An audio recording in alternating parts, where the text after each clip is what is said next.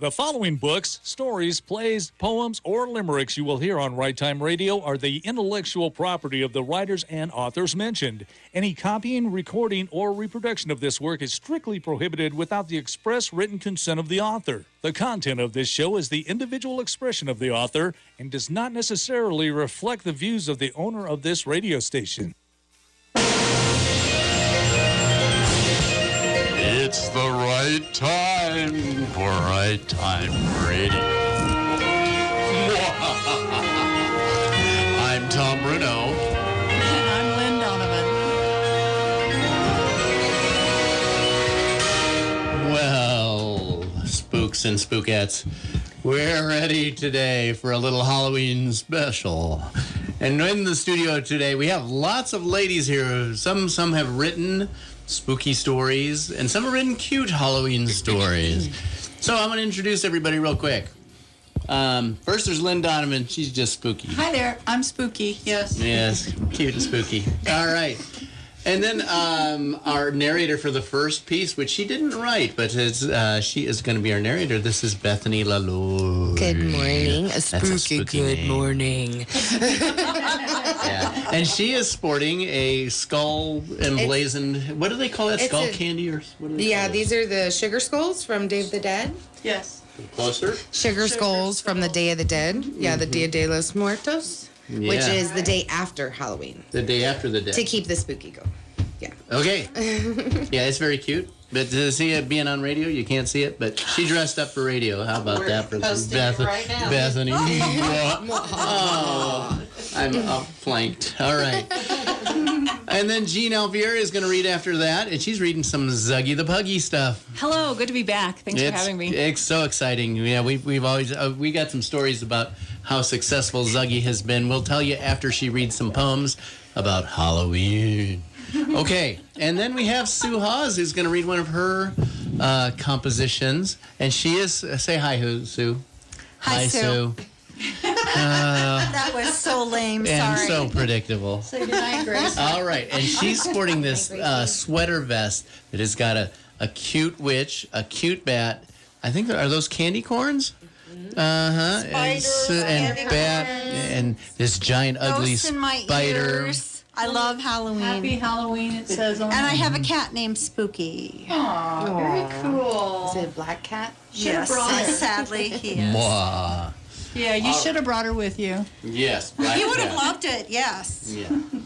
All right. So we're excited to have another story by, it's an excerpt, it looks like, from C.M. Stevenson. Now, C.M. Stevenson, she's been on our show before. Well, her shows have her stories have been on our show. She has never been on our show. Yeah, she's a because mystery writer. She is a mystery and writer. that's the kind of It's the exciting. fun of it. Especially this Halloween. Especially for Halloween. Okay, and she's got a story that starts out rather mild. Now, don't and get then too much away. It gets Resist, creepier. Tom. Resist, Tom. What? Creepier? Yeah, you're Resist a plot giving it spoiler. away. Stop. Well, I really want to Spoiler. tell you some about this Stop because yourself. Stop yourself. no, Bethany. Speaking of creepy, Bethany, Okay. why don't you read The Onion Barn Are we by ready? C.M. Stevenson? All right. In the dark heart of the onion barn is permanently fixed in the shadows of the big cottonwood trees, their fluff still floating across the fields in search of fertile ground. The old barn no longer stands, but lives through the lingering odors of the onions, implanted forever in memory. There were other things in the barn with the onions. Tomatoes, green beans, corn, squash, produce from the trees, and our own little bit of terror. Parked at the mouth of the narrow country lane, I let my mind wander to the end of the access. Our house was at the top of the lane, set well back from the road. The memory of the big, bright kitchen with windows looking across the meadow is still as fresh as the last time I sat at the table. Even now, I relive the fall days when Mother was busy canning the harvest of the garden. Winter snowy mornings were always made better when scones or muffins were pulled steaming from the oven. To get to the outhouse, we had to trudge past the fence that was supposed to keep the chickens in. Bare feet slapping through their droppings or squishing through mud on a hot summer days. The memory of that putrid destination is still very real. The dreary trips ended when Mother eventually installed indoor plumbing. The only building remaining now is the stone storage shed. I still see Miss O'Leary waving it to me from across the wide expanse of green that separated our farm from theirs. Even now I can hear Tommy O'Leary calling as he ran up the lane.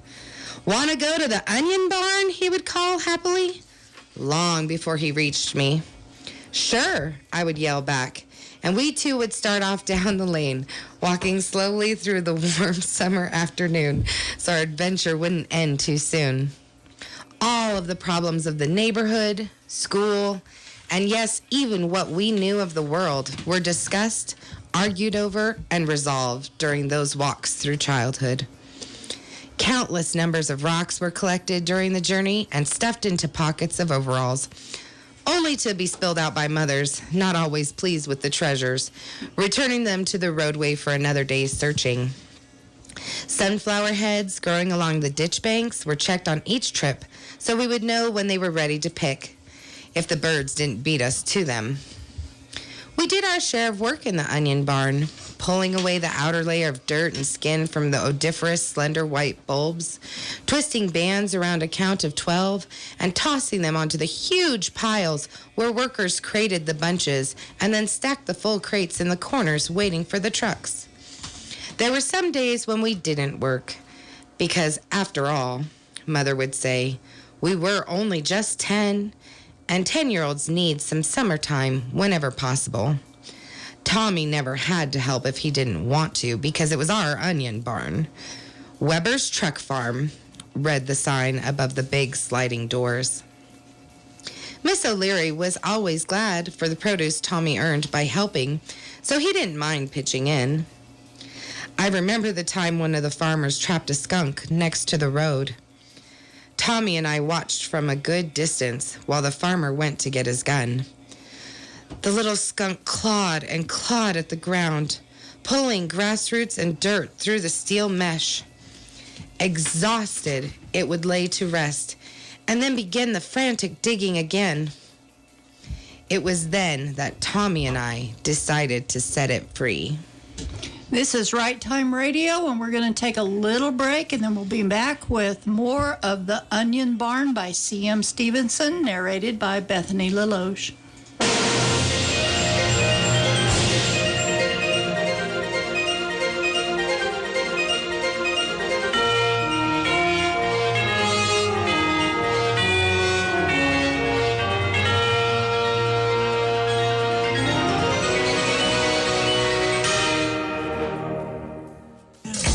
Think big, work hard, make plans. And with smart banking tools from Ent, like free business checking, we can help you get the job done. All without hassle, without compromise, and without a monthly fee. So you can focus on what's important, your business. Now that's commitment. And it's an Ent thing. Learn more about Ent Free Business Checking at ent.com/free business checking. Qualifications apply. Ent Credit Union, federally insured by NCUA. The signs along a hiking trail help to keep us on the right path. Dr. Michael Ziegler says, for the Christian, baptism is a sign like that to remind us of who we are and where we are going.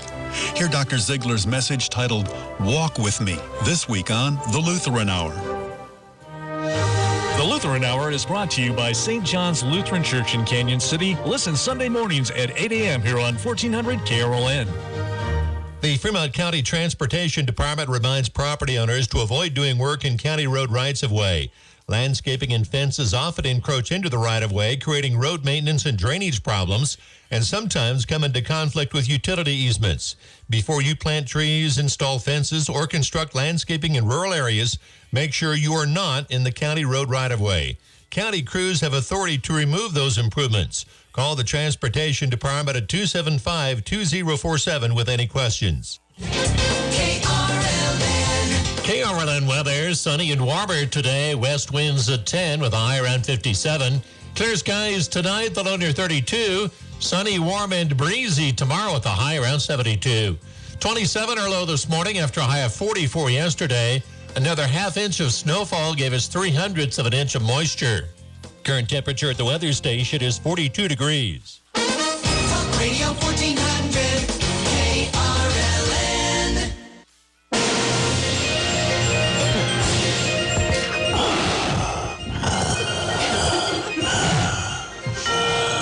We're back with Right Time Radio and The Onion Barn by C.M. Stevenson, read by Bethany LaForge.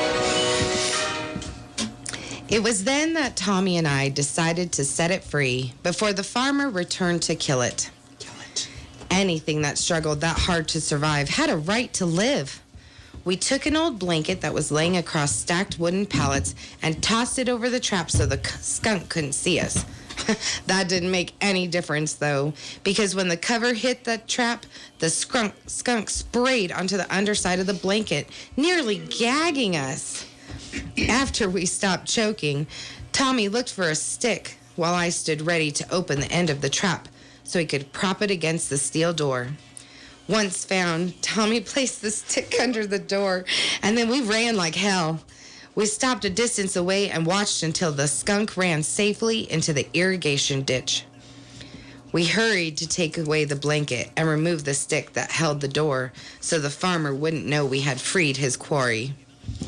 As we were leaving, I noticed something at the edge of the trap where the skunk had been frantically digging. The object was round and sparkled vivid green in the morning sun. We both laughed when I told Tommy, "Skunks poop green pellets." But it wasn't green skunk poop. It was a really beautiful marble that was mostly green, with ribbons of yellow and red in the center, and some very thin white swirls overlaying the other colors. It was in pristine condition, no chips, no cracks, just beautiful, shining brightly in my hand. We heard the farmer coming, and we ran to the shade of the cottonwoods. When the farmer saw that the skunk was gone, he kicked that steel trap. He let out a mighty squeal when his foot connected with the solid bars. The farmer grabbed his foot with one hand, hopped on the other foot, and started screaming words we had only heard from farmhands and high school boys. In our broad wisdom of the world, we knew all those words, but we used them only if the occasion called for it. Guess for the farmer, this was one of those occasions. Suddenly, he lost his balance, and when he fell forward towards the ground, he dropped the gun. The gun discharged with a mighty blast, and the farmer fell over. He lay very still. We thought sure the bullet had hit him in a roundabout way. We also knew we had killed him. We didn't say a word or even dare to breathe until finally the farmer got to his feet. He picked up the gun, and we could hear him cursing until he was out of sight. Relieved we weren't guilty of murder, we spit into our hands for the victorious handshake. The farmer wasn't dead, and the skunk was free. The marble turned out to be an extremely valuable antique, handmade in Germany in 1850. Since the marble was on the edge of the road, it would have been impossible to find its true owner. So Mother sold it for us, and we were allowed to keep $25 each, and the rest went into college funds. One for me and one for Tommy. And even though we spent all of our spare time for the next 2 weeks digging along the edge of the road, we never again found such a treasure. But thanks to that skunk, we would both go to university. Those long, lazy days of collecting rocks and freeing skunks, days meant just for us, ended when the onion barn changed. After the terrible crash that killed Sidney Phillips, the onion barn began a subtle transformation that continued over the remainder of that first summer and completely destroyed itself by the next season. Turning now in my car, I looked to the road where it curves out of sight up the long hill. Dead Man's Curve, it was called, although I didn't know that until Sidney died. Sidney had driven his convertible off that treacherous stretch of road in August. He lived long enough to tell the police that he thought a deer had run in front of his car, and he swerved to miss it. There were deer along that stretch of road, to be sure, but everyone started talking then about how Sidney was drunk, and it was his own fault, and how he'd lived in that area long enough to know the dangers of Dead Man's Curve. He had been with friends at a wedding reception just before the accident, and everyone just assumed he was drunk. The next day, we found a deer laying half in and half out of the big ditch at the bottom of the cliff. Like Tommy said, sure looks mangled. The gossip mongers continued their ugly talk about the Phillips kid drinking too much at the wedding reception, and that if he hadn't been drunk, he could have missed the deer or controlled the car after he hit it, if he actually hit a deer at all. Tommy and I always thought it could have been something else that slammed that poor thing into the ditch. Yada, yada, yada, Mother said of the gossipers. She called them the nosy Lady Telegraph, hateful and unreliable. Tommy and I would have gone to his funeral, but our parents said we were too young. Then the whole town was buzzing about Dead Man's Curve and how many people had died there and how they needed to do something to straighten out that section of road. Mother and Miss O'Leary said they'd always been afraid to drive on that road, but it was the shortest way to the next town over, so they had little choice.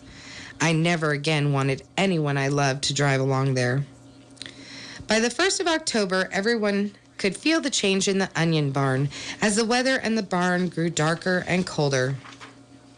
We believed the workers were quitting because the season was nearly over, so at first it seemed okay that they were leaving.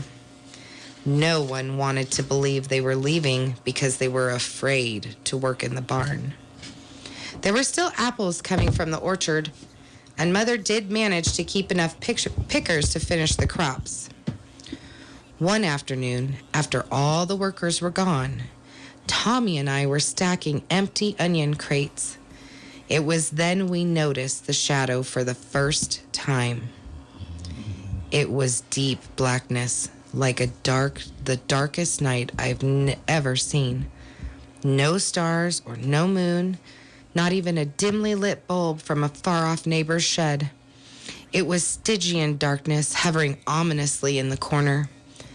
Above a catwalk were high windows on all sides for light and ventilation.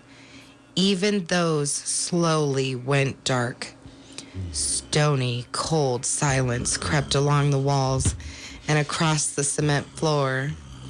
The last of the full onion crates were stacked in the corner below where the shadow hovered. Rapid movement had drawn our attention as dark, arm-like extensions of the shadow grabbed the onions and shoved them, dirt and all, into what would have been its mouth. The despicable creature chewed them and then slobbered pieces back into the crates. Low groaning sounds filled the ever-darkening space. Above the moans were screams that seemed to be coming from far across the fields, rippling the fabric of the shadow with each piercing sound. Tommy and I quickly recovered from the worst fright ever in our young lives, found the strength of marathon runners, and didn't stop until we reached the safety of the lane that led to Tommy's house. I later told Mother about the shadow, about it eating the onions. She didn't really laugh, but I know she wanted to. She said we may have seen a shadow because the light of the world was changing, because the season had changed. It was just a shadow and nothing more, she said, combined with our good imaginations. Her face went ashen the next day when she saw the partially eaten onions. She collected herself and then said raccoons must have gotten into the barn and made a pig's breakfast of the produce. Tommy and I both knew it wasn't raccoons. The night before, when we ran screaming from the surreal drama playing out in the onion barn, we had firmly closed the walk-through door so the shadow wouldn't follow us. Raccoons couldn't have gained access. Enough workers stayed to finish picking the apples, but when Mother asked about the next year, they either didn't respond or said they had other contracts to fill. Mother said she didn't understand. Tommy and I understood, and I think somewhere in Mother's mind, she was beginning to believe what I had told her about the shadow. It was that, whatever that was, living there in the corner of the onion barn that scared away the workers. They had probably seen it too, but were too afraid to say anything. In those days, talk like that, or stories of space aliens, quickly garnered the label of a lunatic. From the beginning of our friendship, Tommy told me of the horrific nightmares he had. Night terrors, the doctor called them, and said he would grow out of them. Fat chance of that now. He was already living with fear, and this latest bit of horror could only add to it. He told me then that one of his nightmares was of a similar creature being cared for by men in uniforms and his own mother. He said he had never seen it himself, but he did overhear conversations that described it. He said maybe his night terror had materialized. We decided that wasn't possible. The Friday before Thanksgiving was the beginning of our fall break from school. They let us go at noon, and we didn't have to be back in class until Monday after Thanksgiving. Tommy and I had great plans for that whole week. There weren't any chores at the onion barn, and our daily tasks were easily done, and we would have the rest of the week to ourselves. It was that very Friday night in November that I was making a trip to the outhouse. I had the little flashlight we used for that purpose, but it wasn't very bright to begin with. The only other illumination was the moon reflecting off the newly fallen snow. I plodded slowly through the dark, avoiding outlines of yard items as they presented themselves. Just as I reached the fence that was supposed to keep the chickens in, I felt compelled to turn towards the road. It was then that I saw the shadow racing around Dead Man's Curve where Sidney Phillips had driven off. I could hear the shrill screaming that raised the hair on the back of my neck. Eventually, I realized it was I who was screaming as the hooded black figure raced quickly through the intersection and down the lane to the onion barn. I no longer needed the outhouse. The trip back to my bedroom seemed much longer than the trip from it had just moments before. With the blankets pulled tightly over my head, I shivered through the remainder of that night. My name is Joey Weber, and this is the story of night terrors that come true. Well done, Bethany.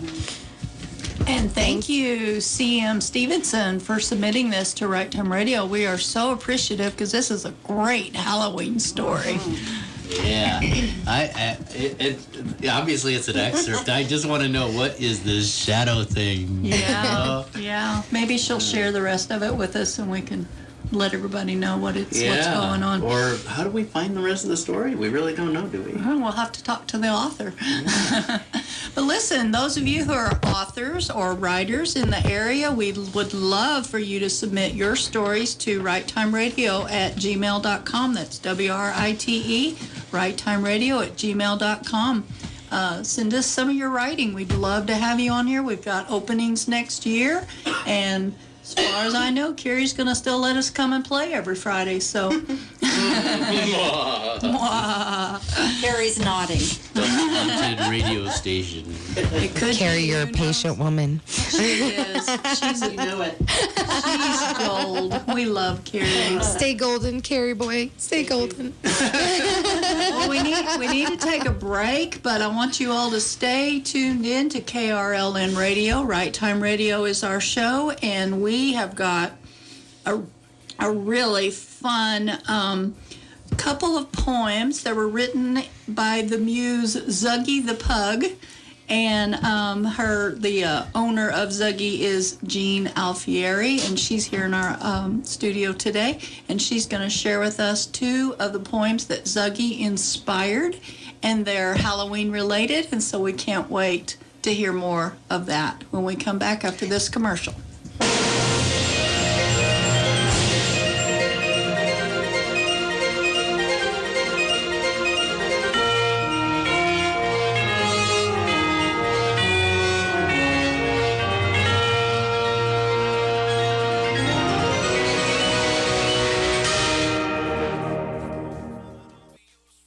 Tune in weekdays to AM 1400 in the 4 o'clock hour for the Senior Minute.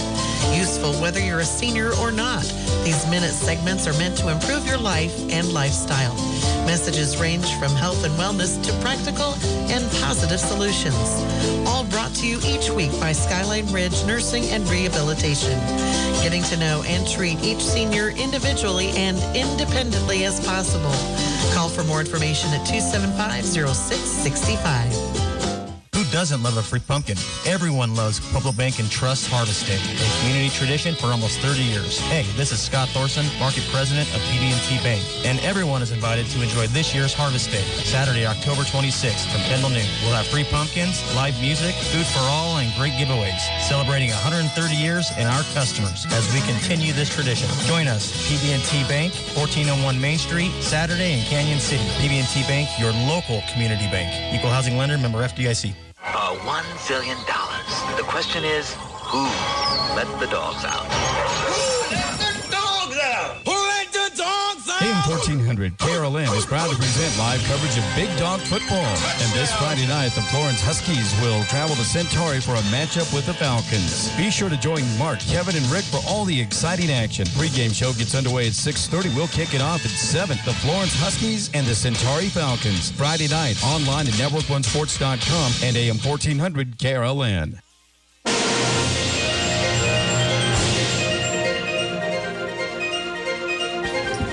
And we're back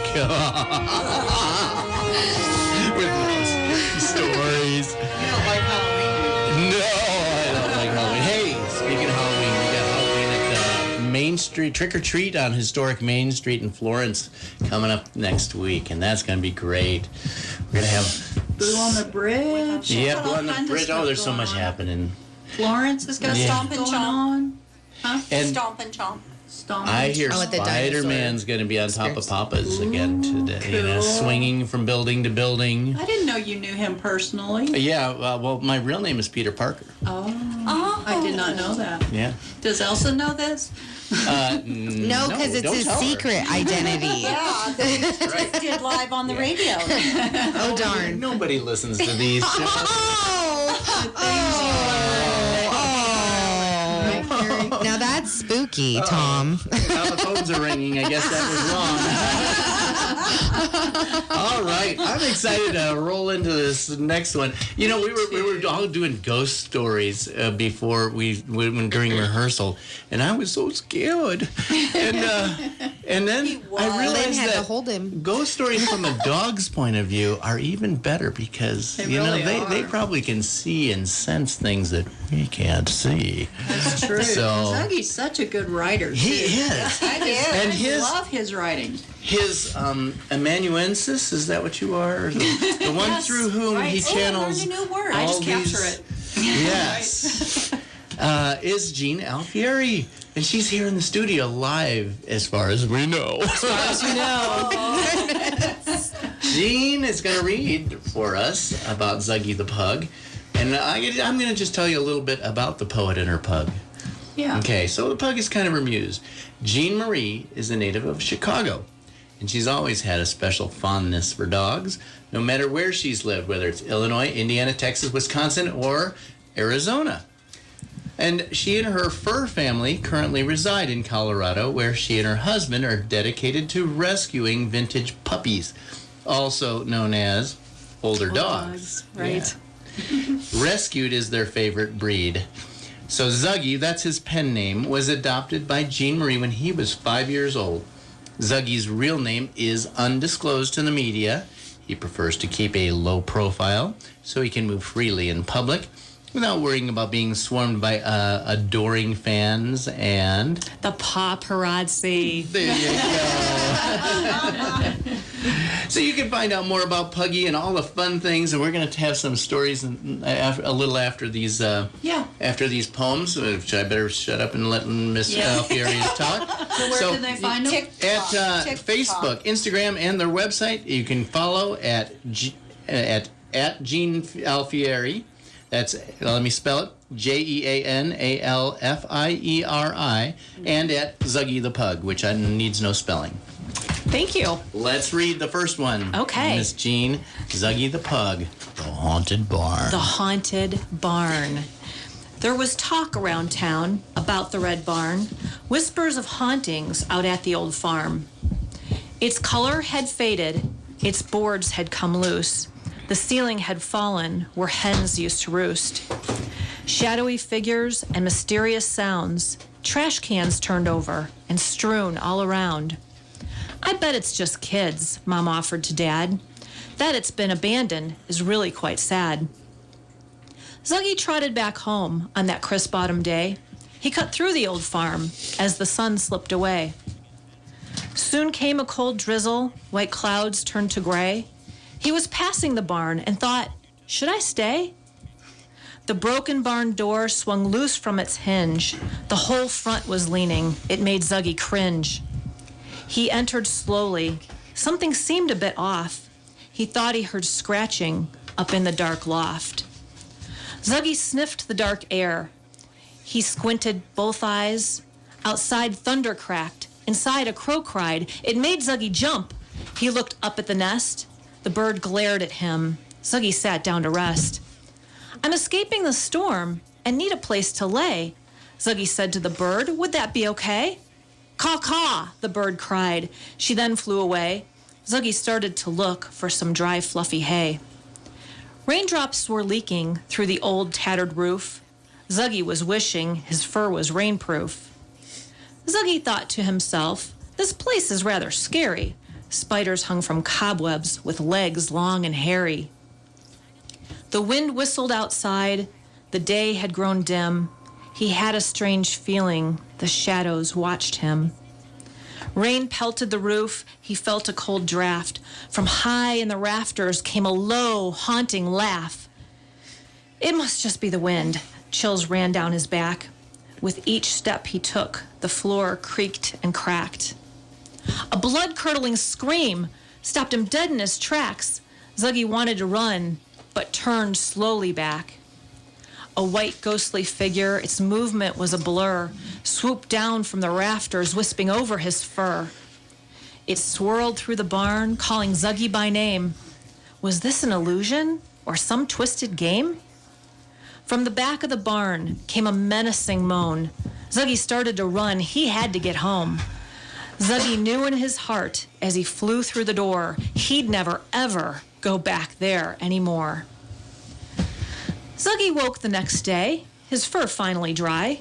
He'd escaped from the barn. He held his head high. The sunshine was warm, the clouds far away. The kids had their kite. He watched as they played. It soared ever higher, floating almost from sight. Then a swift gust of wind sapped up the kite. The kids held a limp string as the kite soared up high. Zuggy could tell that they both wanted to cry. Zuggy didn't wait. I'll track down that kite. It dipped a bit lower, but still was in flight. Across an empty field, Zuggy chased the kite. Unsure if he'd catch it, he'd try with all his might. He hadn't realized till he stood staring at the barn. The kite had crashed and landed back at the haunted farm. Caught in a broken window, Zuggy saw the kite. It was snagged and fluttering. This was quite a plight. Zuggy thought he saw a face move past the window. Could it be the ghost? Zuggy crouched down low. Should I go back home or stay and use my wit? He thought about the kids. This was no time to quit. He scanned the rotting barn. How will I get up there? The open barn door beckoned him. He couldn't help but stare. He gave himself a shake and marched in with a bark. The sunny day was bright. The gloomy barn was dark. He climbed the crooked stairs that led up to the loft. He whirled around and almost fell when he heard somebody cough. Then an eerie silence. He looked down across the floor, noticing a closed horse stall he hadn't seen before. Back down the wobbly steps to the horse stall door, Zuggy tiptoed quietly, then sniffed around the floor. I know you are out there, a booming voice declared. The door creaked slowly open. Zuggy felt so scared. From the open stall marched a little pig. He had a megaphone to make his voice sound big. Zuggy was retreating, trying to back away, then caught sight of Charlie. He didn't know what to say. I thought the animals all left long ago. Charlie nodded at Zuggy. I didn't want to go. I hid in the field where no one looked for me. I've been here 5 years now, and I'm quite happy. But the whole town thinks this place is filled with ghosts, Zuggy told Charlie. You've not been a nice host. I sleep in the house, Charlie nodded his head. I dug my way out. It's a much warmer bed. I don't bother no one, he continued to say. I keep to myself. Folks should just stay away. Zuggy looked at Charlie. But last night you were here. I was chased from the barn. I ran home in fear. Charlie shook his head. No, Zuggy, not me. I locked up the barn. Right here is my key. They both looked around. Zuggy felt wary. Charlie admitted, this place can be scary. Maybe it was nothing, Charlie started to say. Maybe it was birds building nests in the hay. Oh, it was something, Zuggy shivered in thought. He peered up at the window where the kite was still caught. That's why you came back, Charlie followed his gaze. I'll help you get up there. This place is a maze. Be careful over there, some broken glass gleamed. They trudged up the stairs, then over a beam. They recovered the kite that went down the same way. Zuggy thanked Charlie. Charlie asked him to stay. Let's go in the house. We can have a nice snack. Zuggy had to decline. I need to get back. Okay, said Charlie. He locked the barn door. From inside they heard something scratching the floor. They looked at each other. Charlie, what was that? Don't know, Charlie stammered. Must have been a bat? Eyes glued to the door, they both backed away. Let's solve this, said Zuggy. Let's do it today. On the count of 3, let's bust open the door. Then, whispered Zuggy, let's give a big roar. On your mark, get set, go. They both hollered, roar! And got trampled as soon as they opened the door.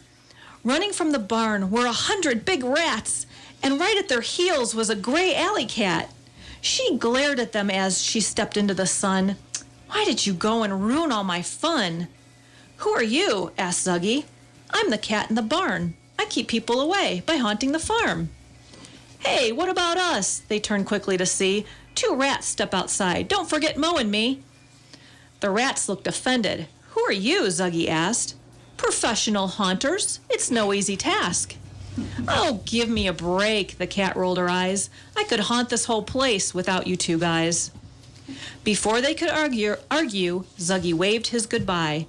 Guess I'm not alone, Charlie said with a sigh. Zuggy was happy their secret was out. They'd all soon be friends, he hadn't a doubt. That was wonderful, yeah. Thanks. I love Zuggy's stories. Me too. Now, Jean did a particularly good job of focusing and reading. It's while true. Bethany was misbehaving. It's not easy around here. I don't think it was Bethany. Bethany? Oh. She is not. Just Bethany. Doesn't play well with Okay, the children. Tom. Right. And the truth of the matter is I had to put Tom in a corner. No, Thank you. Yes. cutting off the mic. Time out. All right, we have one more story by Zuggy the Pug. It's called Fright Night by Jean Alfieri. Go ahead, Jean. Thank you. And this continues the story from before. So this is part 2. Okay. Zuggy the Rescue Pug, Fright Night. The dare started at school. The kids thought it funny to prove they were brave, not a wager of money. Roy and Pearl agreed, and they wouldn't back down. They just wished that it wasn't the creepiest place in town. The ranch that was once the home of Old Man Carey, each year since he died, it got more and more scary. Spiderwebs crisscrossed in front of the door, boards rotted and missing on the creaky porch floor. Windows were broken, drapes blew in the air. Going there after dark was the ultimate dare. Into the sad house, the kids had to creep, and up the staircase without making a peep. Once in the attic, a candle would be lit and set in the window, then Roy and Pearl could split. It was chilly that night, dark clouds filled the sky. The kids left the house without saying goodbye. Zuggy followed behind. The kids did not see him. Their flashlights flickered and then it grew dim. Pearl asked nervously, "Can you see the way?" Roy peered up ahead. I can't really say. A crow cried, caw, caw, rustling leaves on the branch. The kids panicked and ran all the way to the ranch. Zuggy pranced down the path, sniffing crisp autumn air. Leaves crunched under paw. He hadn't a care. The kids slid to a stop in front of the door, their eyes wide with fright, frozen in horror. The shutters were loose and banged in the breeze. Pearl's voice was shaky. Can we leave here, Roy, please? I've heard there are spiders the size of your head, and their bite, said Roy, just might kill you dead. All right, this is Right Time Radio, and we have got to take a break, although we really don't want to. We want to know what happens, but we'll be right back with more of Fright Night with Zuggy the Pug.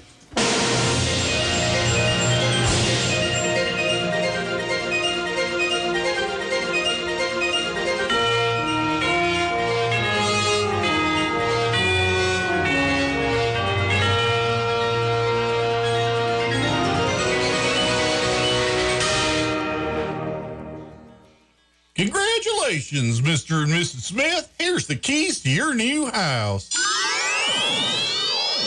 Captain Keyman, who else has keys to your new house? The neighbors? The friends? How about relatives of the previous owner? You need to get your house rekeyed before you move in. Well, how do we get a hold of Middix? Just call the professionals at Middix Locksmith Shop, 275-7787. I must go now and help others in need. Hi, I'm Lobo Loggins, and I'd like to invite you to join me every Monday from 10 till 6 on 1400 KRLN for Blue Monday. That's right, every Monday I'll be playing your favorite blues artists from B.B. King to Stevie Ray Vaughan, plus giving you a little history on some of these great blues artists. It'll be something new for KRLN, but it's going to be great. Please join me every Monday from 10 till 6 for Blue Monday on KRLN 1400 AM.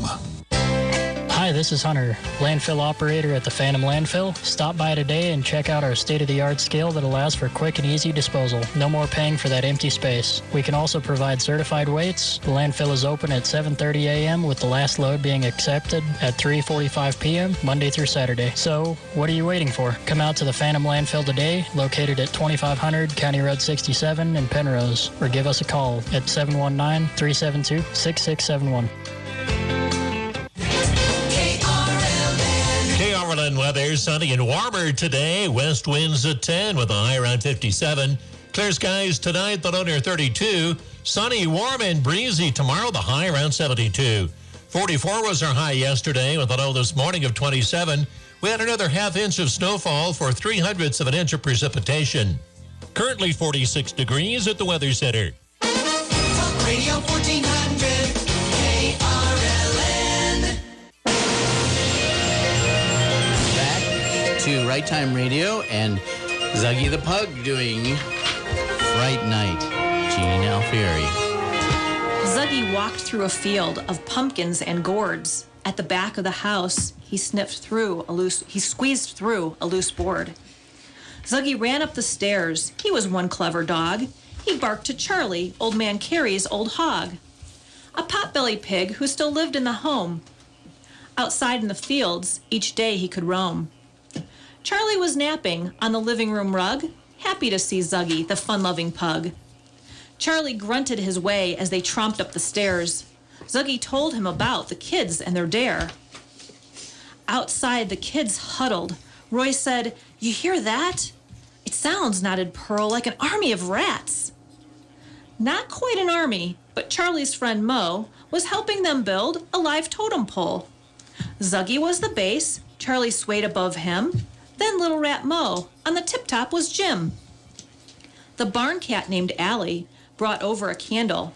She lit it and then passed Jim the handle. Their mission was complete. The candle burned bright, while the kids stood outside, shivering with fright.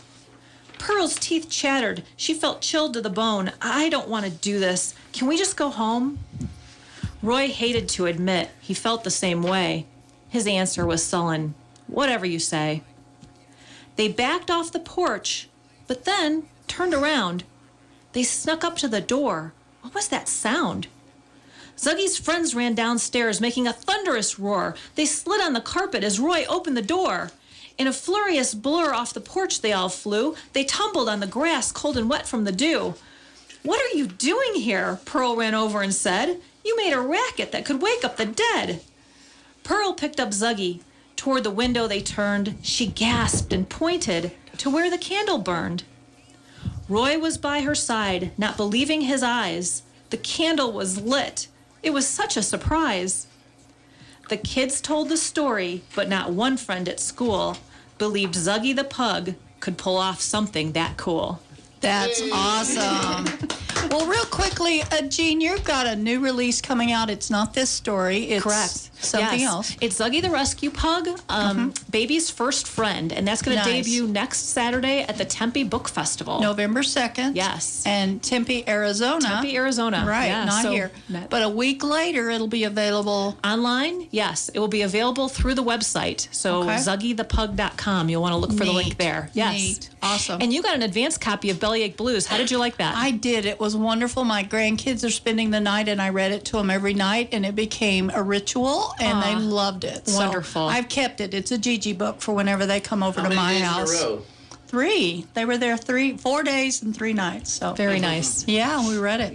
All right, we need to move on. So we have got Sue Haas. She's been in our studio before. We love having Sue. We put out a shout for a Halloween story, and the good trooper that she is, she came through and wrote this just like yesterday. A week ago. Okay, a week ago. And it's So based on a local legend, which is what we love to have here on Right Time we Radio. do. We so. love it. So take it away, Sue, with the hanging tree. The hanging tree. Over by the Hogbacks, on the northwest edge of Canyon City, there's a tree. It's an old tree, probably one of the oldest living trees in the area, and it's haunted. Back in the pioneer days, a man's horse was more precious to him than gold.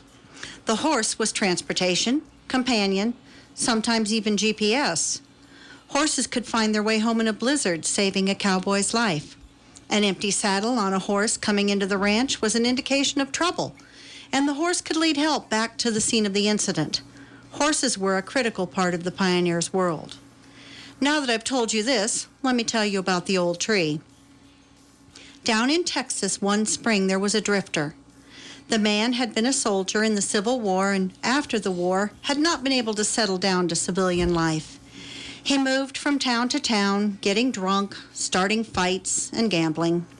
When he ran out of money, he would steal enough to keep him in food and whiskey. One sunny afternoon, he lost his poor horse in a card game. He had stolen the horse several months ago and was actually rather fond of the animal, but he was also a lousy card player. Angry over his loss and broke from the game, he stole the cash box from the general store in a little Texas town called Cheapside and stole the horse tied at the hitching post outside. The horse was a big bay gelding, spirited and strong, and he belonged to a Texas Ranger passing through Cheapside on his regular duties. To steal a horse, well, that was bad enough. But to steal a horse belonging to a Texas Ranger, that could be suicide. The Ranger bought a horse at the livery in Cheapside and set off after the drifter. He followed for days and days, rain and shine. Sometimes the trail was clear and the Ranger made good time, and sometimes he lost the trail for a day or two. But the Ranger didn't quit. No one steals a horse from a Texas Ranger. The drifter rode the gelding hard for 3 days, headed vaguely northwest. He stole food from ranches he found on his travels and camped without fire or comfort. One day he saw a settlement in the distance and made for the town. The town was Canyon City, Colorado. The drifter started his usual settling in, checking out the saloons for card games, finding a place to settle for a few days or months. He found odd jobs to support himself. He had no family or friends, and a life of petty theft, gambling was wearing thin. One of the jobs he found was in the local livery stable. He traded work for shelter for his beautiful bay gelding, the horse he named Amigo. One fall day, a Texas Ranger rode into Canyon City. He rode up Main Street casually, but his eyes darted from side to side. Seeing nothing of interest, he rode to the livery. As he was making arrangements to stable his horse, he heard a familiar nicker. Walking down the aisle of stalls, he saw his stolen horse, the drifter's horse, Amigo. The ranger questioned the livery's owner and discovered that the drifter would be coming to the stable soon to care for the horses. The ranger waited. In less than an hour, the drifter came to the stable. He went first to Amigo's stall, fed and watered him, and talked to him gently. As he turned to leave the stall, the ranger appeared behind him. The drifter smiled, not knowing who he was greeting. Then Amigo began to paw and snort. The ranger reached around the drifter and patted the horse. "Hello, Amigo. I see at least the thief has taken good care of you." The ranger turned to the drifter, who stood frozen, pale with wide eyes. "Let's go, boy," the ranger said. "Kind or not, I don't hold no truck with horse thieves." As the drifter walked slowly next to the ranger, he asked, "How did you know his name?" "His name?" the ranger answered in surprise. "Why, I gave him that name as a colt. How did you know his name?" "I gave him that name because he's the only friend I've had since the war," said the drifter. They walked in silence the rest of the way to the jail. The next morning, a crowd gathered near the biggest tree in town, that one out near the hogbacks. They put the drifter on a horse with a rope around his neck and his hands tied behind his back. In that tree, they hung the drifter for the crime of horse thievery. As the borrowed horse dashed out from under the drifter, another horse, ridden by a Texas Ranger, screamed in anguish, reared high, and pawed the air as the drifter struggled.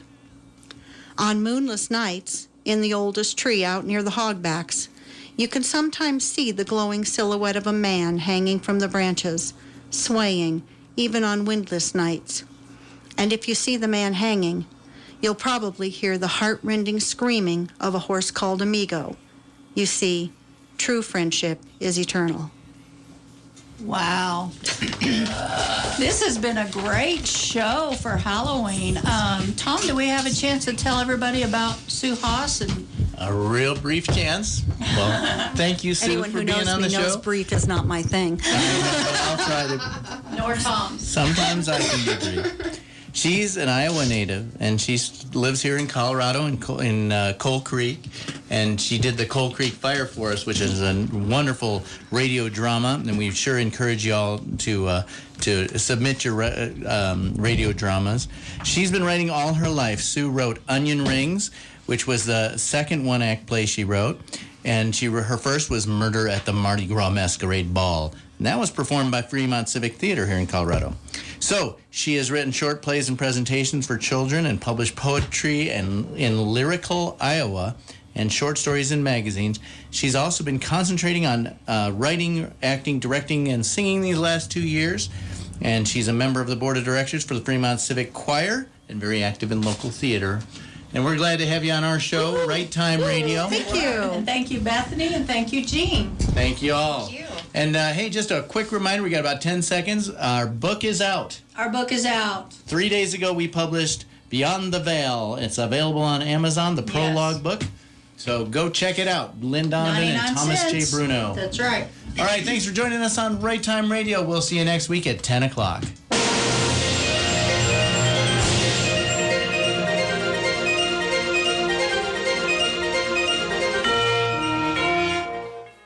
Delicious, delectable, delightful, Beyond Madness catering for all your special occasions. Call 276-3088. 1400 AM, KRLN, Canyon City, Pueblo West.